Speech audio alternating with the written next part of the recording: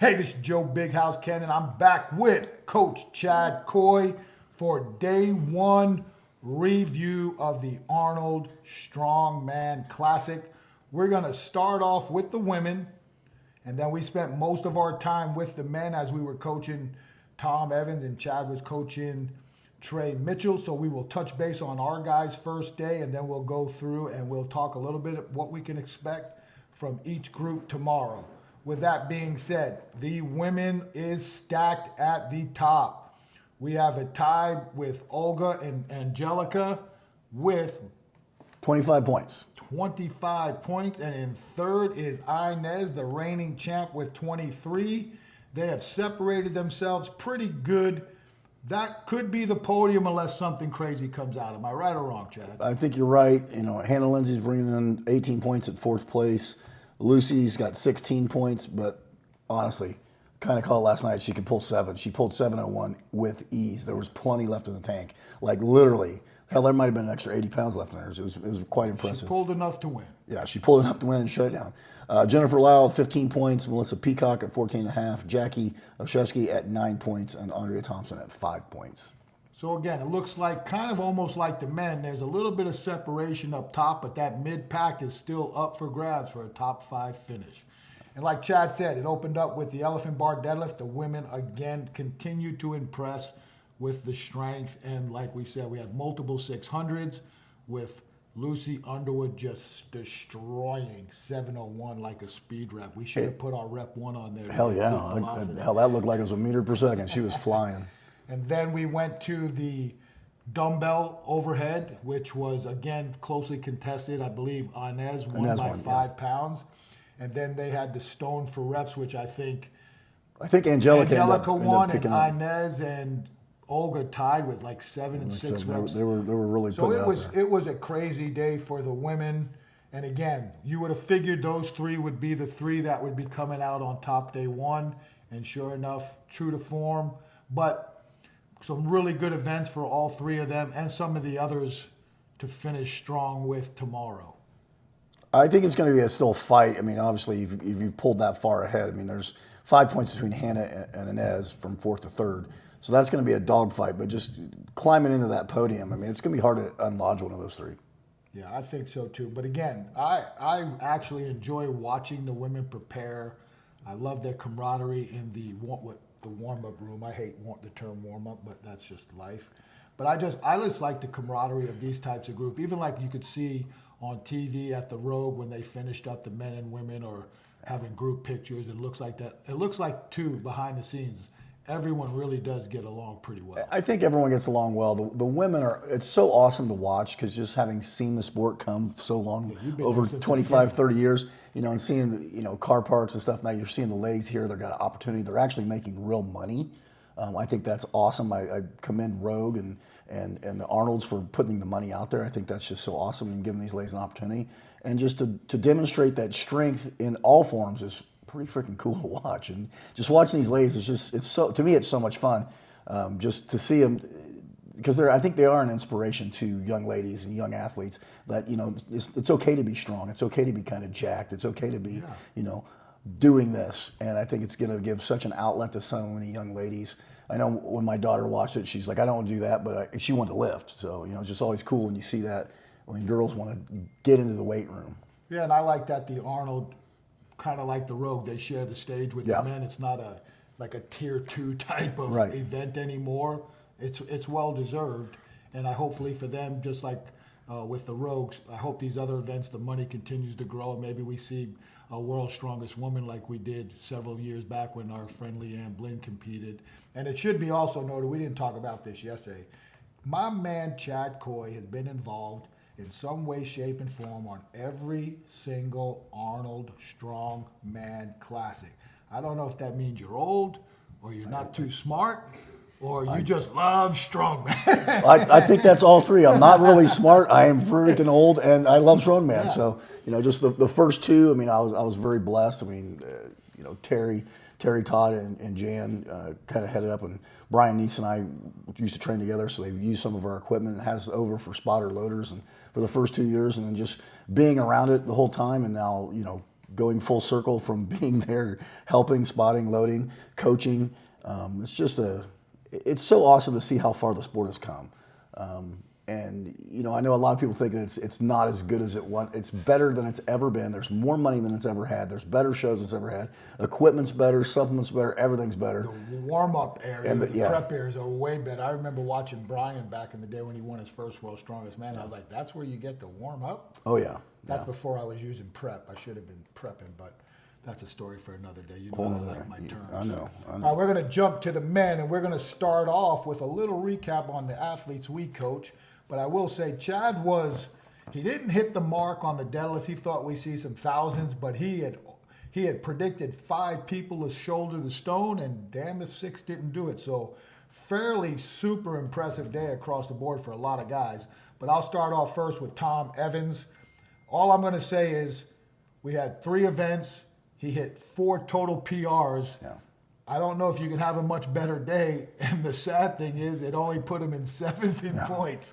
So it's a close 7th. That mid-pack with the men is super duper hard. And we'll talk about who's in the lead there in a second. But I can't be more happier for Tom. I mean, we've had some grown men and some really cool things happen for Tom and his family that I'll let him share when the time's right. So the training was solid, but as we both know, it wasn't ideal, but you wouldn't have known it today because my man smoked 3 deadlifts and pulled a PR at 911, comes back PRs with a 274 sear belt and a couple of near misses at 290 that really could have helped him in the points. And then, one of the few men to actually shoulder the tombstone at 409 pounds. I mean, we were talking about it the other day. There's only been 72 men to actually ever have done the Arnold and then actually shoulder that stone. Oh my God! So there's only like 8 people that have ever done it in the world. So he's very special. So for me, it was at the end of the day, I just looked at him. I don't know what else. What am I supposed to tell you about today? I mean, there's nothing to say. I'm not going to just make stuff up to say it. Go home, FaceTime your family, get some good sleep, and I'll see you in the morning. And then Chad can talk now about Trey, who's sitting in good points. So let's do this. Before we talk about Trey, let's run down the points. So we've got a tie for first with Hooper and Andrade, and Trey is in 3rd, as he usually is in that 3rd or 4th spot. Luke is 4th, Martine's 5th. With Bryce. With Bryce, joint 5th at 14. Thomas is at 7 at 12.5. Nick Guardione with 8.5, and Andrew Burton, who won the amateur last year to earn his right to compete at the Arnold with 2 points. But once again, let's talk about Trey, because Trey did have a solid day. We came out, we picked our attempts, we'd already picked this out, we knew what we were doing. And again, I'm going to own this because he missed 991. I take 100% responsibility for that and the reason being, we chose it, we did it, but I wasn't thinking how long it's going to be from attempt to attempt. So much like last year when Hofthor went for he did a lift and went for a bigger lift with a 30 minutes and he failed. I should have foreseen that. I failed. I did not do that, and I think that's what cost. That cost Trey the. I think that actually cost Trey the. Literally, it could have been costing him the win on that event. So I'll own that. I will say this: he did come back. He came back to the dumbbell. Honestly, training hasn't gone awesome. He's had some. You told me several weeks in a row. You're like, man, I don't know what's going to happen. Yeah, I just don't know. And then he comes out, and it's like, the plan: go out, hit the first one with your right arm, and then switch to the next and go to your left, and then just take it from there. And he went out, and he'd actually saw Dr. Todd and Mike Van Dyne, the treatment team. They're phenomenal. They do Worlds, they do Arnolds, they do all the big shows, and they really helped him out. Opened his shoulder up. He comes out, hits 253, then hits the 274, goes over and hits the 280, and switches. And he's ambidextrous, so he didn't just do it all on one side. He did right, left, and then the right was working better today, so he actually smoked it with the right. So that was a good day. And then he comes out to the stone. And like he said, it was just slick. It was just hard and it was tough. The last time he tried it, he didn't get it. He got 2 reps, went for the 3rd, just wasn't there today. But 2 reps is good enough to solidify points. And he's sitting where he needs to be. We're at 18.5 points. The goal is always to go to the podium. And to be honest, he's never hit the podium here, and that's been the goal. Obviously, it's always to win, but at this point, looking where we're at, it's an uphill battle. I can't say it's not feasible, but 5 points is I would say somewhat insurmountable, given the fact of Hooper's so freaking consistent. So we've got a whole day tomorrow, and I think it's going to be exciting, and it's going to be stressful. I think I'll have a few more gray hairs after tomorrow, but I think it's going to be awesome to watch and experience and be back there coaching. Well, I think too, we both learned something about training, rest times, rest intervals. Like in your case, 30 minutes is not ideal. No. It's just not. And that's where, like we talked about, sometimes in these types of events when you're on a rising bar and not a traditional powerlifting round system, it might not be in the best interest to take a mega jump and have too many people fall in between. We were at the bottom of the deadlift with a finish at 9:11, so we actually were almost repeating ourselves. We'd only have one or two lifts. And the way we train, we never really train longer than a 5 total minutes. So from the time you start the rep to the next set is 5 minutes. So for Tom, he's very familiar with a lack of rest with heavy weights. And I think that played to our strength for Tom. 100%. You don't think as much. There's not enough time to sit around and get cold. Right. We're literally went 1-2 Tom, 1-2 Tom, 1-2 Tom. Yeah. And it worked out. It couldn't have worked out any better. So I think that's something that if you're getting into strongman, you have to be aware of. If it's a deadlift event, if you get 3 attempts, is it a traditional powerlifting round system, or if it's rising bar? And if it's rising bar, I think that might want to change strategies for those who are used to making huge jumps. Right. That or stay warmed up. I mean, I think we could have walked back to the back, took another 605 for a single, just kept it lubed a little bit. And that's one thing where I've always gone back and forth with, because like in Olympic lifting, you can do that because of the neural. The thing is, again, I don't want to get into what we do and how we do it, but the way we are trying to elicit certain efforts and responses to our athletes with a really dynamic and heavy intensity volumes and velocity approaches, our guys may be a little bit more understanding of going in there and ripping a massively fast single, where some of the guys are still in a typical, I don't want to say grind, because most of them don't grind in the prep area, but that slower type of traditional more methodical pull. Yeah, so less intent. There's a lot more strategy and things that go on behind the scenes on all these events. I mean, I think, if I had to change one thing, would I have told Tom to hit 2 reps at the 274 and not mess with it? But we had a strategy. We were like, smoke 274, give 290 a ride. If you miss it, get to 280 and see if you can do there.